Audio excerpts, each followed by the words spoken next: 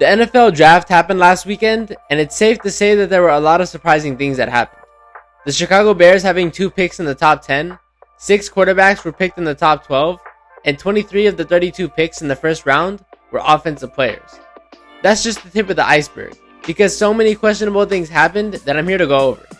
Here in this video, I'll give you guys the winners and losers of the NFL draft.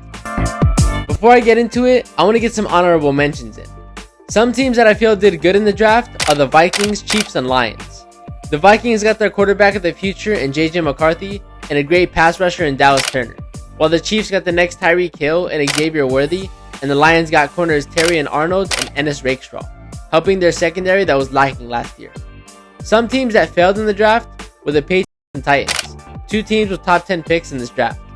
In my opinion, I don't see Drake May as the next great quarterback for the Patriots, and the Titans reached with J.C. Latham at 7, when they had other offensive linemen that are better that were still on the board.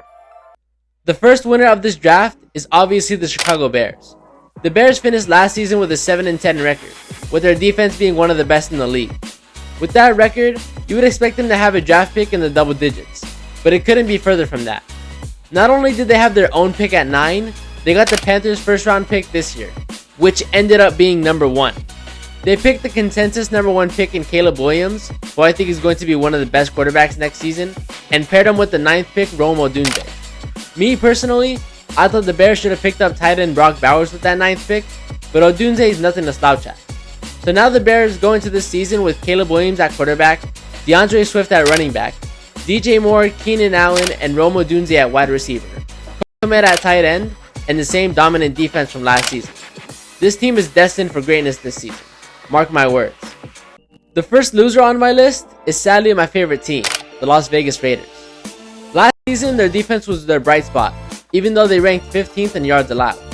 Heading into the draft, the main area of concern was quarterback, since Jimmy Garoppolo was released and Aiden O'Connell was underwhelming last year. With 6 supposedly great quarterbacks in this draft class, the Raiders were bound for one of them to fall to 13th, right? Wrong. Quarterbacks flew off the board, and by the Raiders' pick, all 6 quarterbacks were taken. But no biggie, the Raiders still need help with their defense and offensive line, so this is draft a guy like Quinion Mitchell, Amarius Mims, or Dallas Turner, right? Wrong again. They drafted Brock Bowers, who's an absolute stud, don't get me wrong. But why would you draft a tight end when you drafted Michael Mayer last year, and you need help at so many other positions? But that's not all from the Raiders. They didn't prioritize positions they needed, waiting until the 3rd or 4th round to grab offensive tackles and cornerbacks. The Raiders really flopped, being confused whether to take the best prospect on the board or what they need to do to make their team better, therefore making them a loser in this draft. The second winner I got from this draft is the Philadelphia Eagles. The Eagles really underperformed last season, going from the Super Bowl to getting bounced out the first round. Their major need this draft was their secondary, being the worst pass defense in the league last year. So what did the Eagles do? They drafted Quinion Mitchell, who was the 10th best prospect in the draft that somehow fell to 22, and they traded up in the 2nd round to select Cooper DeJean, the 3rd best corner in this draft. They found glaring holes in their team and filled them in this draft. Not only did they improve their team for this year, Howie Roseman worked his magic and got a lot more picks for 2025. If these cornerbacks can pan out, which I think they most definitely can, then we're looking at the Super Bowl team from 2 years ago again. The next loser I got is obviously the Atlanta Falcons. Picture this. You're the owner of an NFL team and you're coming off an underwhelming season where your defense was not too bad, where your offense was horrible because your coach decides to use his best players as decoys the whole game. You fire the coach, get a great quarterback who can get the ball to his playmakers, and have the 8th pick in the draft. But instead of improving your team, your bonehead general managers decide that you're going to get the 5th best quarterback in the draft class to back up a guy you just gave $180 million to. In what world does that make any sense? The Falcons could have drafted Dallas Turner, Quinion Mitchell, Ole Fashanu, hell, even a pass catcher like Rome Odunze or Brock Bowers. But no, you decide the future is more important than the now. I feel you, Falcons fans, I really do. The last winner I got for the 2024 draft is the Arizona Cardinals. I know you're thinking, how can they be a winner? But hear me out. I think Marvin Harrison is going to be the best player coming out of this draft, and is going to be a top 5 wide receiver next year. That's how good I think he is. At 6'3", 209 pounds, he can do anything at receiver. He can beat corners off the line, speed right past them, win jump balls, is a great route runner. Literally anything you ask for in a receiver. Trust me, this guy is going to be more special than analysts think he'll be.